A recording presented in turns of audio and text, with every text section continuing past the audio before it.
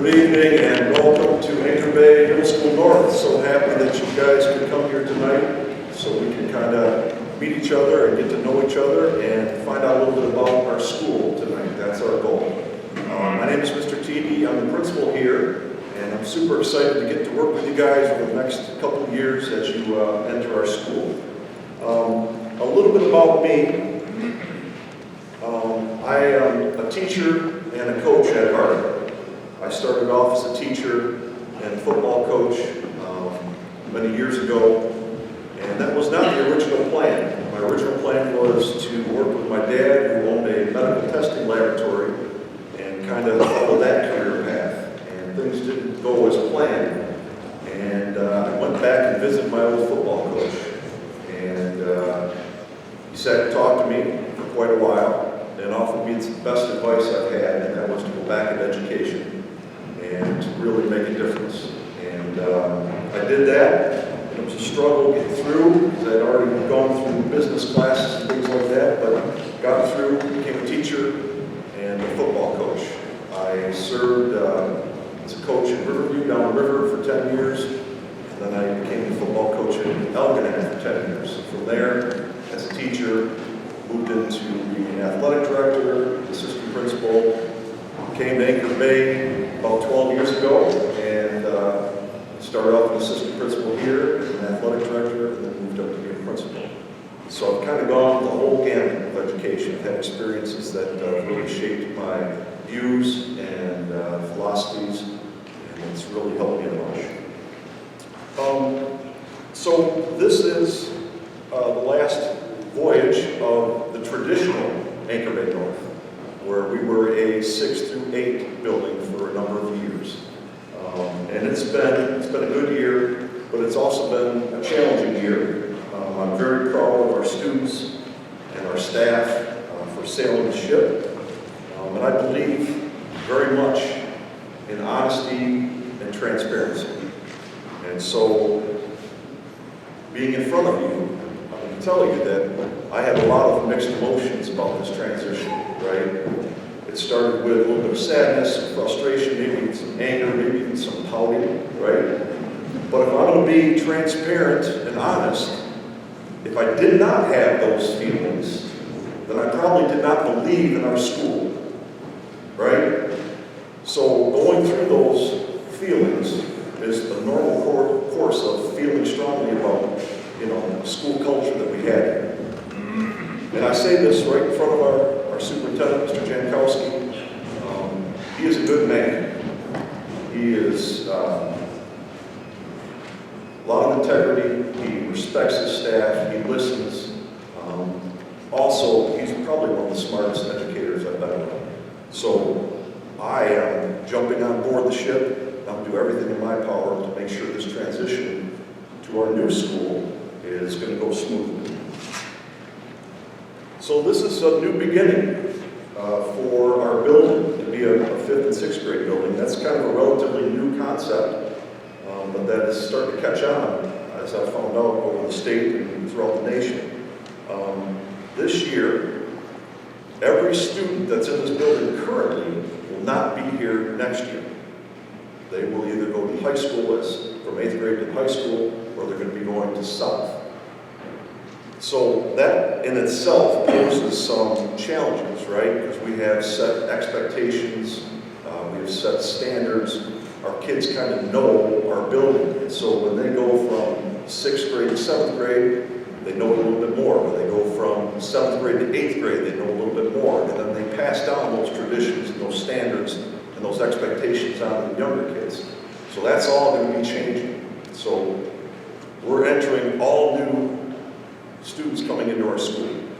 And so that's going to pose some issues. We also are losing some staff, some people that have been family to me and to each other for a number of years. But we're also welcoming in a bunch of new teachers from elementaries that I've met, and I've been very impressed with them and a little bit of communication I've had with them so far. So I'm super excited about that. We also have bond work going on, right? So you can't see it now, but in the back corner over there, a whole wing has been shut off where we have construction going on. Our counseling offices were there, our life skills office, some other classrooms are down there, computer lab and things like that. And that's all been shut off, and so that's going to be almost getting completed. That'll be the first stage that's done. Once the doors close tomorrow at around 11:30, our teachers have about a half hour so they can get ready, but they're going to be out of their rooms, and we're going to shut down a big chunk of our building to start the bond work.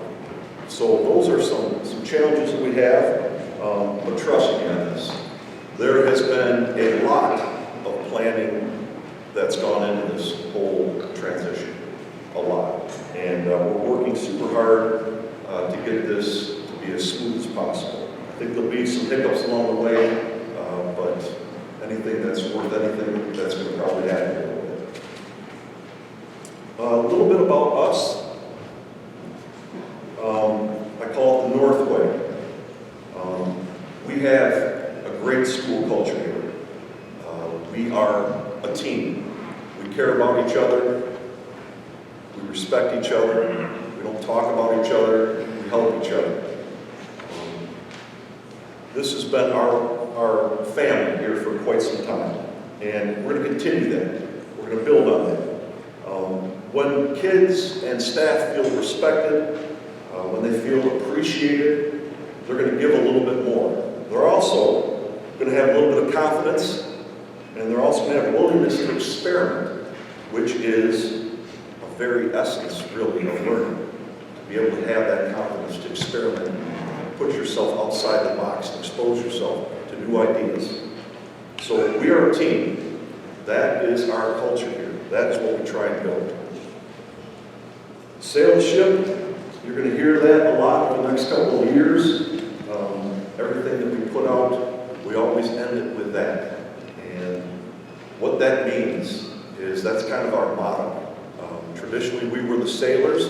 We're going to be the tars now. Sailors and tars are pretty similar, right? They're on a ship. Well, I tell all my kids that come here, I consider this big building a ship. It's our ship. And to get that ship sailing properly, we need everybody's help.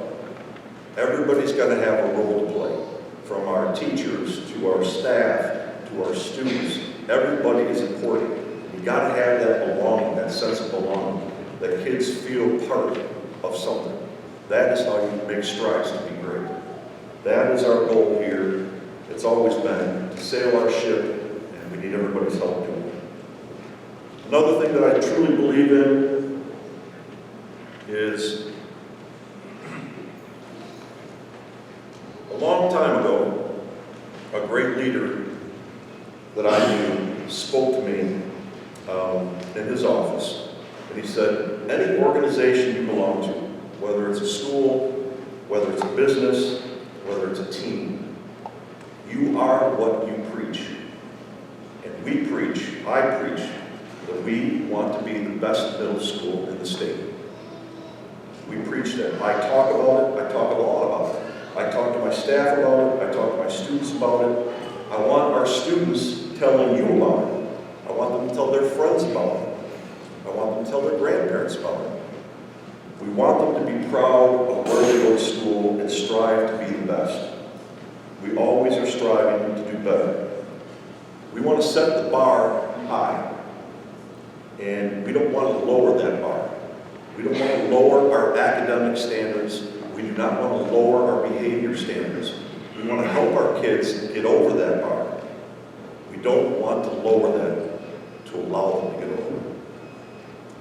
A couple things I also preach to my kids when they come in here is we want our students to be great. We don't want them to be average. I tell them that all the time. Don't be average. Anybody can be average. Be great. I say that in speeches very often. Be great. Do things to be great. And to do that, to be great, requires that you do some things that a lot of other people don't do. And I've kind of narrowed that down to a couple things. One is 2 questions that happen probably throughout the day, often. The first one is, there is something that you know you have to do today that you don't want to do. The question becomes is, can you make yourself do that? That is a choice that you make. That's called paying the price. Do I want to go play with my friends right now, or do I want to finish my homework? Do I want to study a little bit longer for that test? Those are steps you take to be great. That is an active decision you make, and that's a question that we're asked over and over again. I ask myself that often. Do I really want to write a newsletter today? No, I don't do that. I should do that. The other question is, there are times throughout the school or throughout the day that there are things that you should not do. The question becomes is, can you make yourself not do those things? That is a question that has to be answered, because if you do those things that you're not supposed to be doing, that's not going to lead to greatness, right? That's going to lead the other way. And so our teachers try to drive those points home to our students, that we want to be the best that we can be.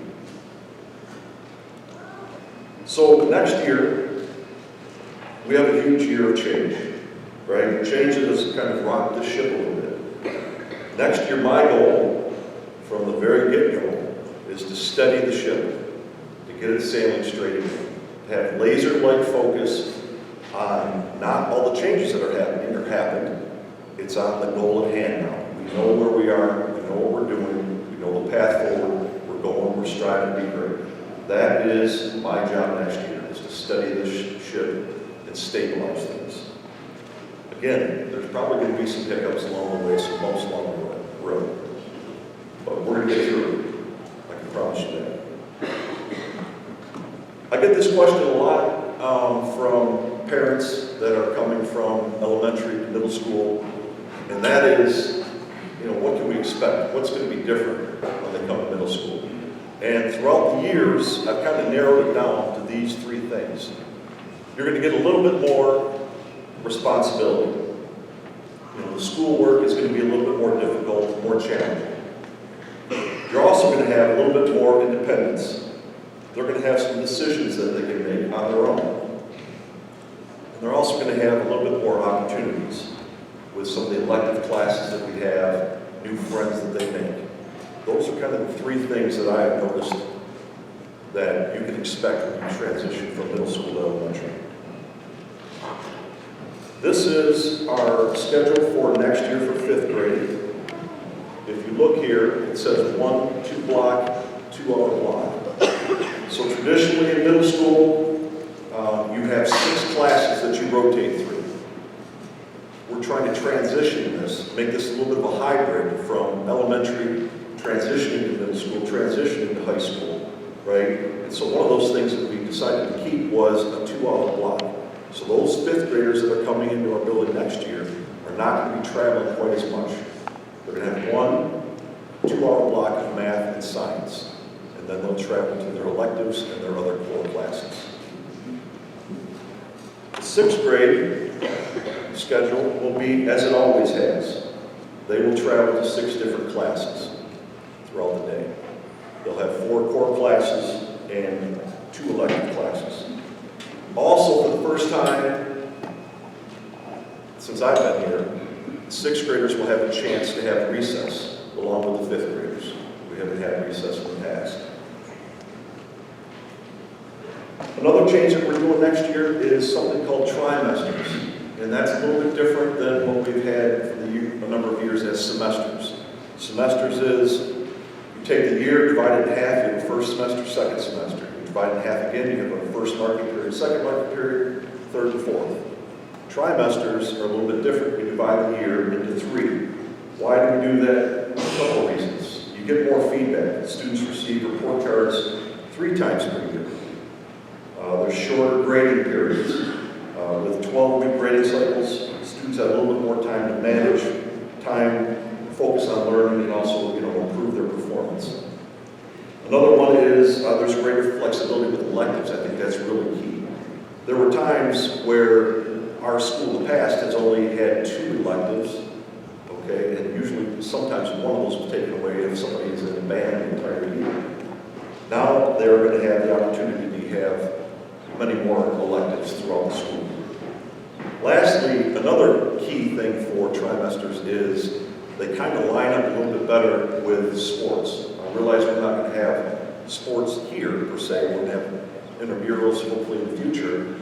But if you take a look at the fall, the first semester kind of ends right when the fall season ends. The second semester will end right when the winter season ends.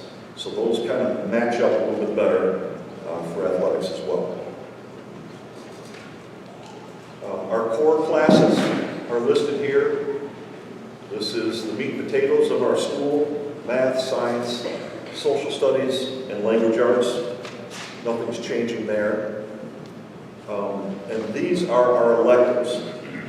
As part of our effort to give students a well-rounded education, we're excited to offer what's called wheel scheduling for electives. With the shift to trimesters, each trimester is divided into 4 6-week elective rotations. So instead of getting 2 electives or 1 elective per semester, now they're going to get each trimester, they're going to get a 6-week rotation of 2, another 6-week rotation of 2. Second semester or trimester, same thing. So they get far more elective experiences than we've had here. It comes out to about 12. What does come out to 12? This approach exposes students to a wide variety of subjects and helps them discover new interests.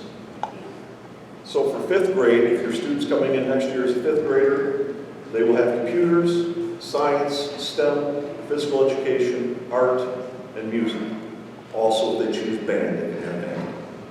If you're a 6th grader, you will have careers, writing, makerspace, physical education, art, and life skills. And again, they will rotate through. Fortunately, also, we were able to schedule it in a way where they're going to get those twice throughout the year. And they're going to have a part 1 and then a part 2.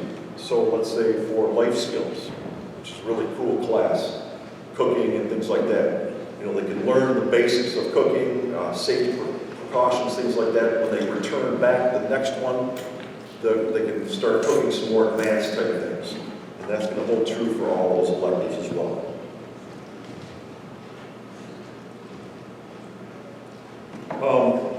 You know, I told you earlier that I came from Algonac, and loved Algonac, great people there, great community.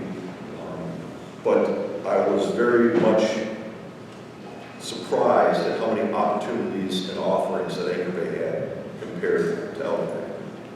For instance, if you take a look at our high school, they have a built-in CTE program. I can't even list all the different classes they have in CTE there, but it's quite immense. And to compare that is, when I was at Algonac, what happened is they had classes like that, but the kids had to get on a bus and drive all the way to Marysville for the St. Clair County Reset out there, or the ISD, I can't remember what it's called, to take those classes. So you're missing much of instruction by just traveling out there. All that is housed at Anchor Bay High School.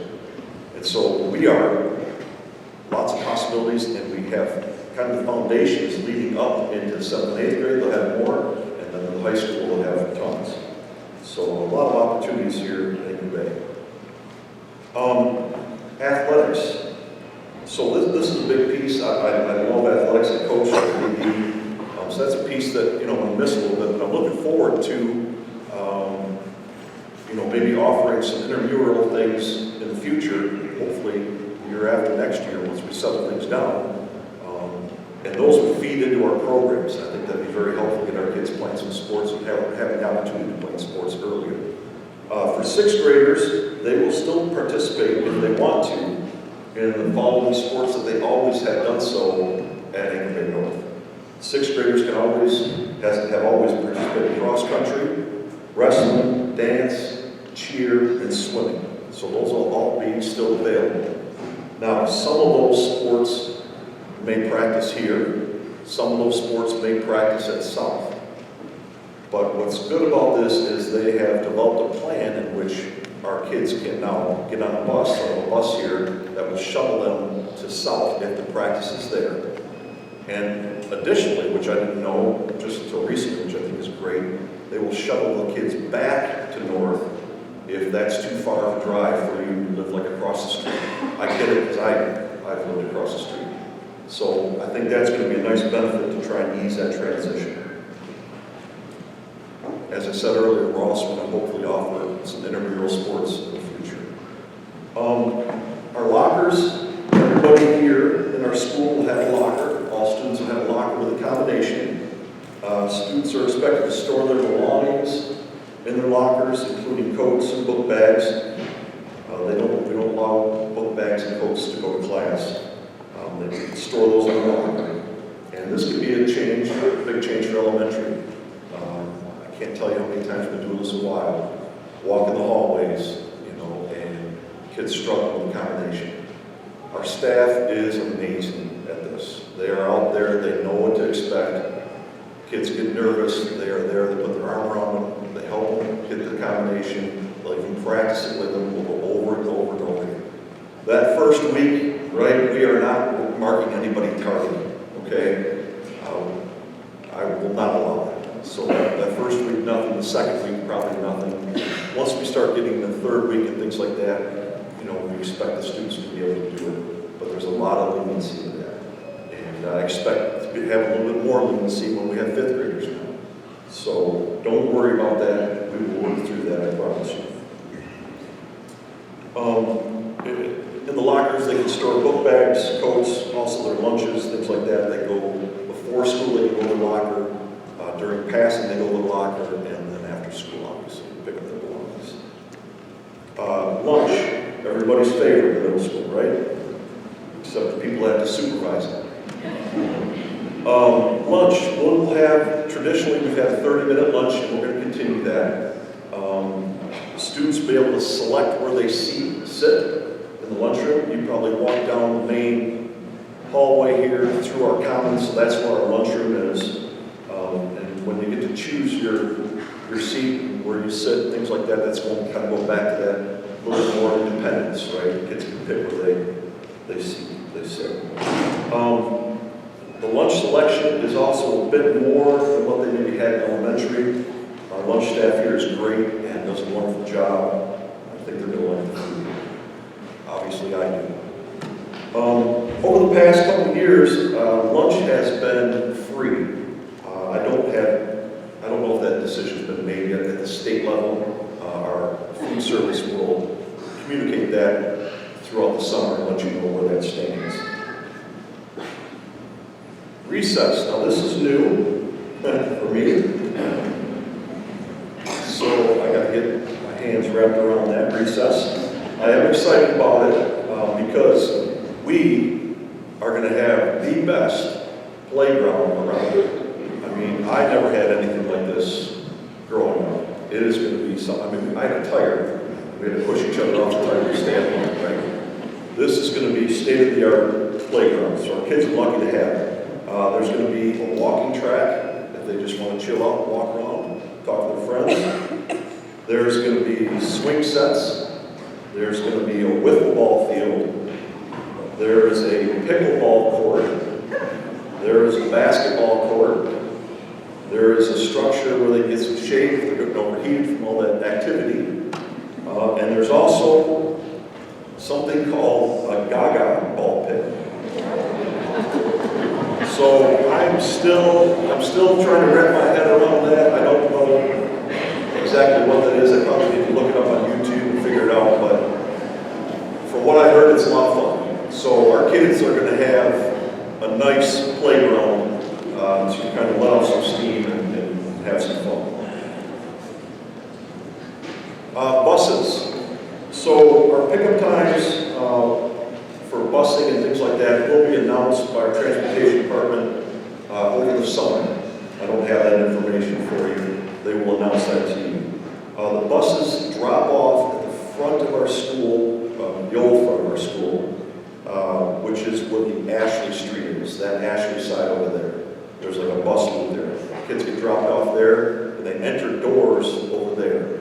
From there, before school, they'll walk to our commons, and they'll sit in the commons until the bell rings, which we give them about 10, 15 minutes to get to their lockers, get their belongings, go to their first class.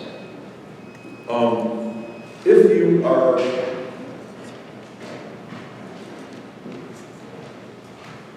the end of the day, students are picked up there as well. And this is another thing you don't have to worry about. We'll have a big list, 800 kids, we're going to have 800 kids here next year.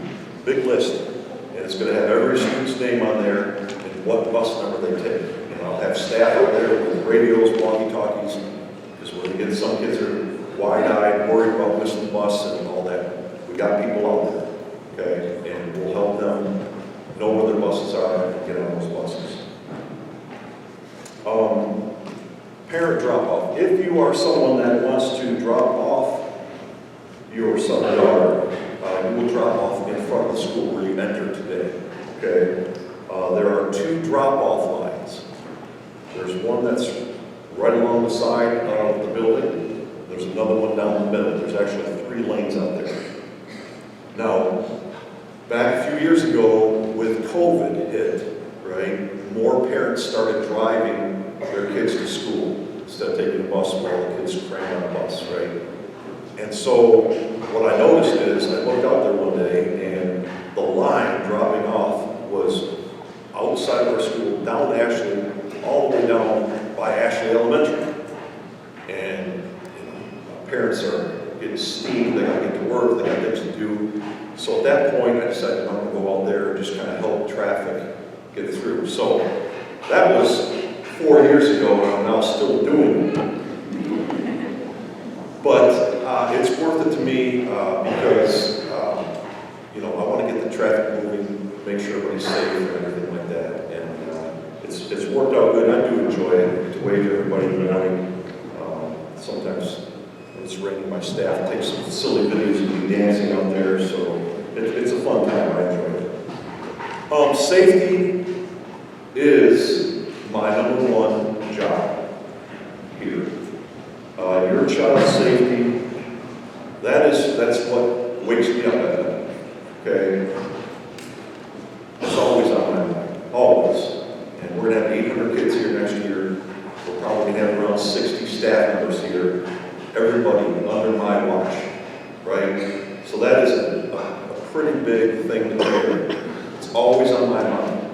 And I want you to know it's my #1 job. It's also why I do stand out in front of that school every single morning to make sure your son or daughter can walk basically 10 yards across the street.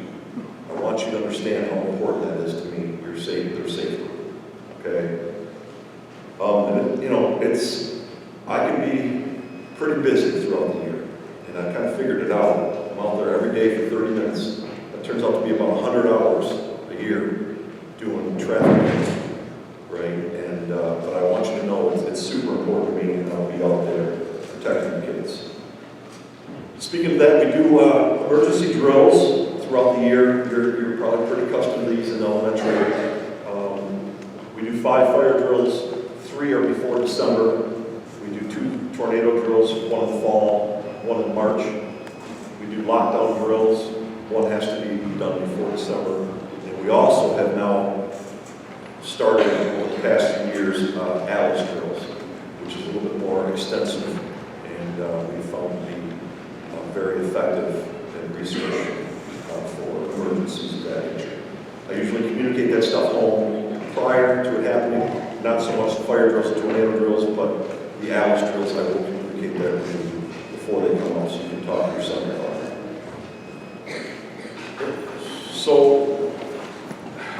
this is something that I do want to talk to you about, and that's social media.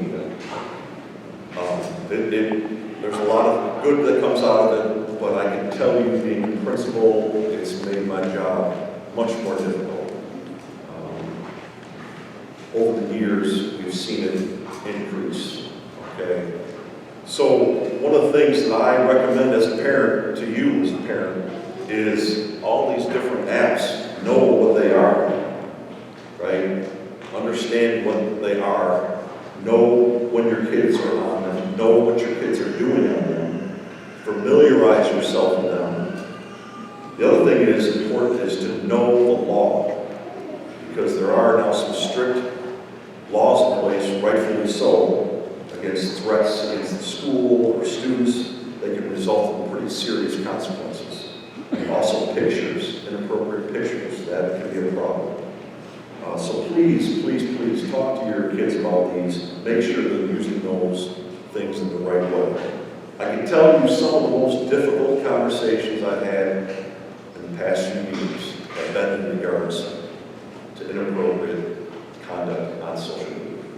So please spend some time, talk to your kids about that.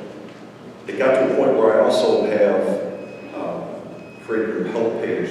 I kind of looked up some helpful websites and put it out on the page, and I'm going to send that out early on in the school year, actually before the school year. It offers websites that you can go on to figure out how some of these apps work and some of the ways people get around them, things like that. So I hate to talk about it, but I do want to warn you about it. Just know what they're doing about this. Respect. Very big into respect. I think it's very important. As a parent myself, I try and teach my kids to be respectful. Not only to teachers, not only to other students, but also respect for themselves, right? How you respect yourself is doing the best that you possibly can all the time. And so that's another thing that we really preach here. Work to be great. Respect everybody that you come in contact with, including yourself. As I talked to you earlier, a little bit about our expectations here. You know, we have high academic and behavior expectations at North. We do. And we do not lower that bar. We will do everything in our power to help students get above that bar. But we're not going to lower that bar. Because when you do, you lower standards, and you lower expectations. When you lower expectation, your school will no longer be great. It's going to be average. We don't want that. We want North to be great. We offer a lot of things in regards to positive behavior. I think it's very important. We try to reward good behavior first and foremost. That kind of sets the tone for the school and creates a positive school culture. And that is being proactive, right, instead of reactive. Instead of waiting for poor behavior and reacting to it, we embrace and recognize good behavior, and we make that the standard for our school and our students to follow. Some of the ways that we recognize good behavior is we have reward tickets called Sailor Salute. And anytime a staff member sees a student doing something that goes above and beyond what the normal day should have, whether it's picking up trash, being kind to someone else that maybe dropped their books, helping them, we give a Sailor Salute ticket to them. And they bring those and reward them that way, the positive effect that it has on kids. It's really cool to connect with them that way. And then finally, at the end of the year, we have what's called rewards trips. So if you've had good behavior all year, and you've had good grades all year, you qualify to go on a rewards trip. In the past, we've gone to Cedar Point. That's going to still happen, but it's going to happen in 8th grade, right? This year, at the end of the year, next year, our reward trips will be, our 5th graders will go to the Walter and Mary Burke Park, downtown in Baltimore, down by the beach there. Super cool. This has been an out of your office manager who runs that, does a great job. We have many activities, including Tootsie the Clown, face painting, balloons, lots of activities. Kids really love it. We got a DJ out there, we got food, we got snacks. It would remind you of field day in elementary. We do that. And also for 6th graders, they will go to Dave & Buster's. And we've traditionally taken our 7th graders there. We've always had real good success with that. Kids really love that as well. So those are the things we do to kind of promote good behavior and hopefully get our students on the right path of choosing to be good and not the other path. Some special events. Now, when all this was beginning, right, there were some concerns, right? Our 5th graders have always done this. Well, they still get a chance to do that. And some of those things I had never heard of, never done. But as I researched and I heard parents and I heard other people talk about it, there's some pretty cool things that they did. So we want to continue that. And one of those things is Star Days. And so we've already got that scheduled. And so all of our 5th grade students next year will still have the opportunity to go to Star Days. We've already scheduled it. It starts in October and runs through the middle of December, one day every week. Another thing, now, something that is super important, if there's one thing other than how I feel about safety that you got to take away when you leave here, is that I love Christmas.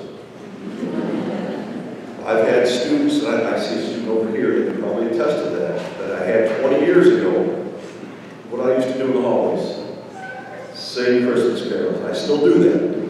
And so I love Christmas. So when they came to me and said, hey, we want our kids to still have that Santa shop.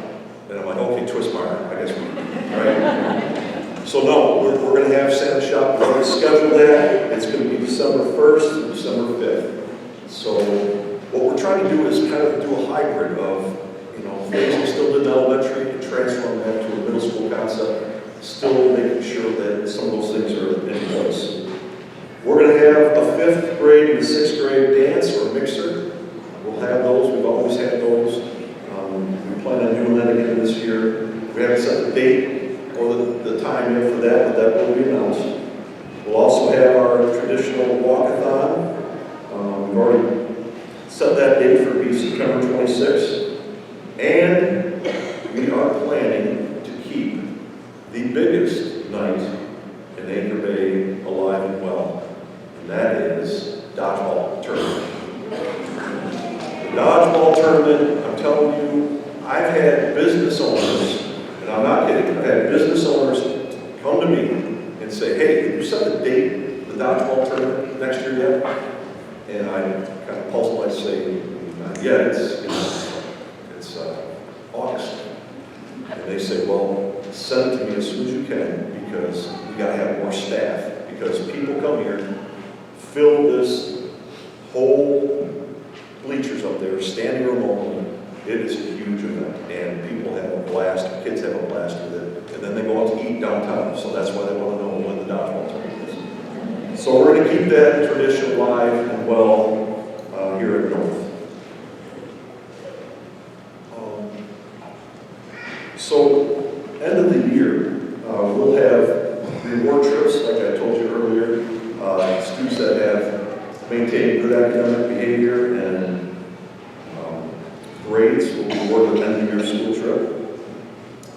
Also, at the end of the year, we have our traditional academic awards. And we always have that right here. And it's pretty much set up just like this, except the students will be sitting here on the floor, parents will be up there. We'll separate by grade. In the past, we've had a 6th grade, 7th grade, 8th grade. Now we'll have a 5th grade and then a 6th grade.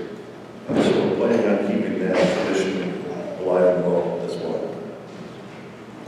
Communication. I am a big believer in communication and promoting our school and recognizing staff and students that are doing great things. I send out a Principal Corner newsletter pretty much every month throughout the year.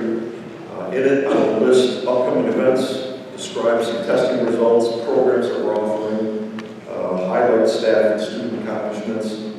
I also include another publication that I don't do, but they allow me to pay a membership fee. They allow me to put it in my newsletter. It's called Middle School Parents. And it gives helpful insight into how middle school age kids think and gives us some advice. Having gone through the middle school years as a parent, we can all use advice on that. And it's been very helpful, and so look for that communication as well. In summary, I am super excited to get this ship sailing next year and getting to know all your kids and to work with all of you to make this upcoming year great. Again, there's going to be some hiccups, but we are going to push forward as hard as we can to make sure that your kids have a good experience. We have great staff that are going to work with them. We have great role models. You'll be super impressed with the teachers together. Our plan This is not normally how we do things. This parent orientation today is not how we do things. Normally, we have what's called Sailor Success, and that is in August. Usually around the third week of August. It's a 2-day session. Kids come in, they spend 5 or 6 hours.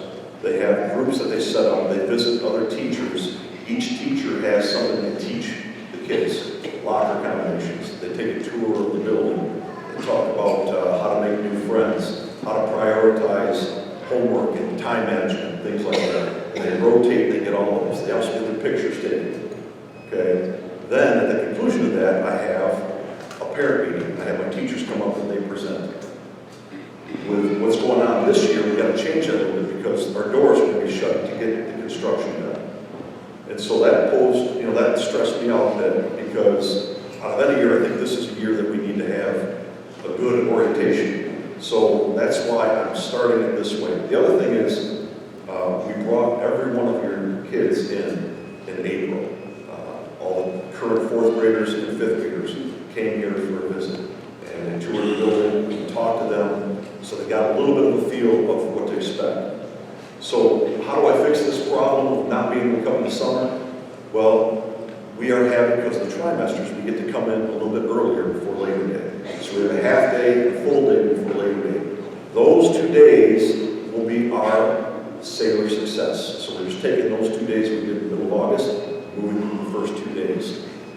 Those 2 days will be strictly about getting to know the expectations, getting to know the procedures that we follow here, getting a good understanding of our school. Our teachers will do a great job at that. We'll have a plan. They'll get their pictures taken.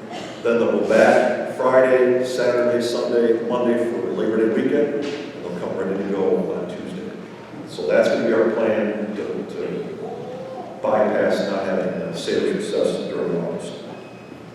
So that is the plan for next year. I hope that this offered a little bit of an idea of what we stand for, what we want for your kids, how we're going to do things. There's going to be a lot of work this summer that I'm going to do sending out communications as things come up, because there's things I probably have not thought of yet that I will think of, and I will send you that information. So look out. We'll do email, we'll post on the website. We'll get that information to you. Now, and I say if, I find out that construction is going really well, there's a chance that we can get in a little bit earlier for a day or so, let the kids walk around. I will send that communication out, we'll open up the doors, you come on in, walk around a little bit, and familiarize yourself with it. I am going to offer tonight, please don't mind the mess, because we've got teachers that are packing up and moving to schools.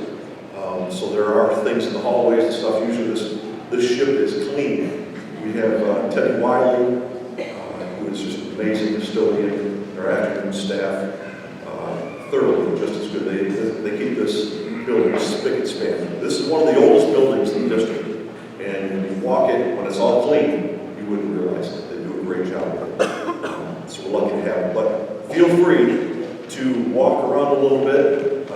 This hallway here is the 6th grade hallway. So if you have a 6th grader coming here next year, their class is going to be down this hallway.